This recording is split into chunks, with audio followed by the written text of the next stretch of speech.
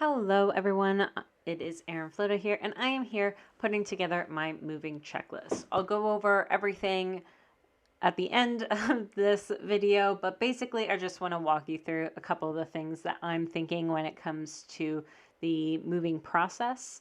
So my process is a little bit differently because I am not selling the house that I'm currently living in, and a lot of things are actually staying here. So when I was planning for my move, I was looking at a 2-bedroom situation that I'm moving, basically my office and my master bedroom.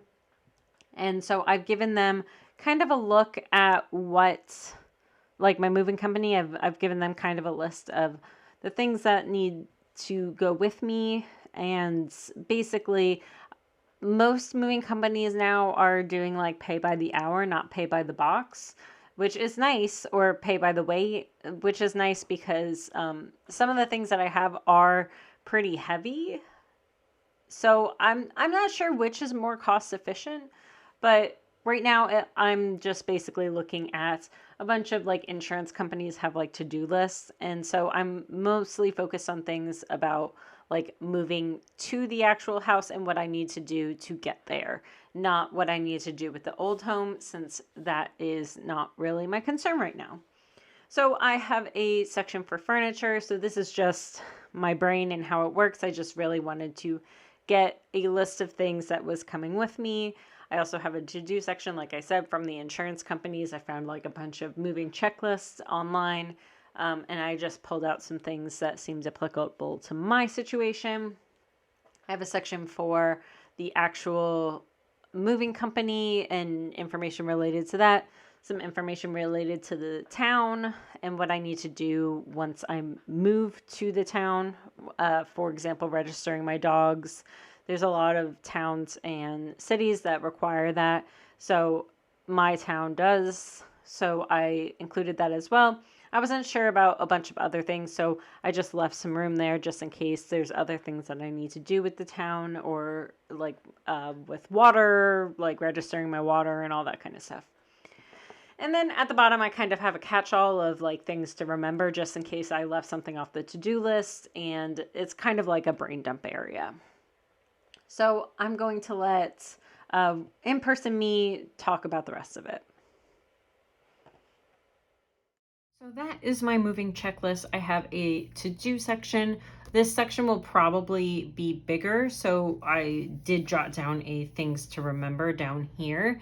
But these are all the things that I was looking at checklists online, and I came up with this list. I have a section for the movers, what company I'm using, the date, the time, the cost of the movers, the deposit, and then I have a little section here in case there's any issues that arise.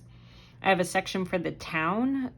So certain cities, certain townships, all that kind of stuff, they have certain things that you have to do.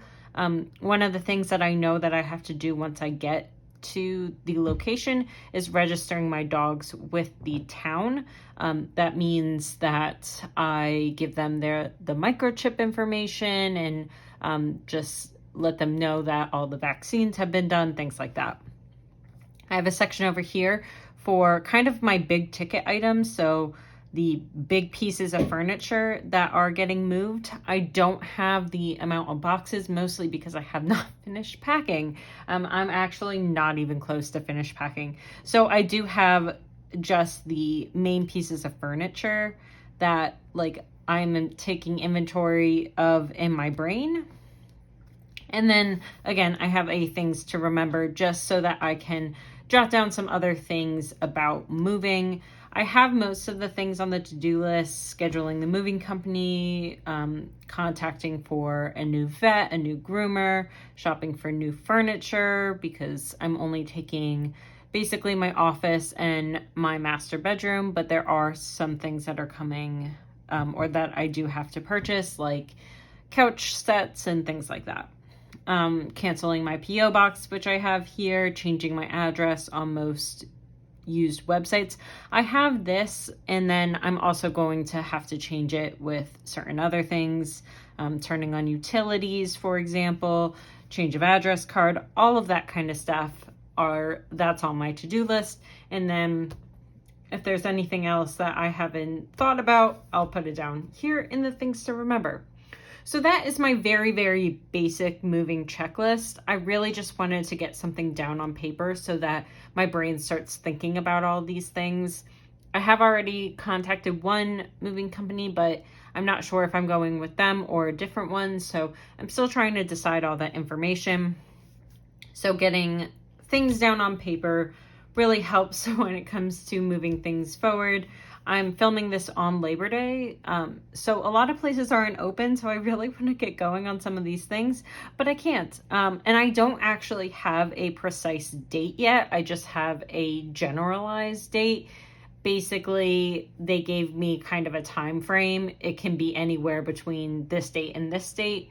It's looking closer to the end of September, so like September 20th area, but I don't know that yet. So it's really hard to make plans when it comes to moving companies and things like that when you don't actually know. So that's very frustrating, but honestly, the entire moving process is always frustrating. So it is what it is, and this is what I've got for you so far. If I come back and I come up with kind of a better system, I will definitely let you know that. But these are my main moving checklist for now, and I hope this video is helpful for anyone that is in the midst of moving. If there's some things that I forgot on here, it's probably because it's already done, or it's not applicable to my situation, or like things like that. So if you do have comments, please let me know in the comments below. But I'm kind of going over and over it again and again, trying to decide what's applicable. For example, I don't have to deal with utilities at the Syracuse house because the Syracuse house is, you know, none of the utilities are getting turned off. So I don't actually have to worry about any of that kind of stuff. So there's some things that may not be applicable to my situation. So that's what I've got for you all today. I hope that this video was helpful, and I will see you next time. Bye, everyone.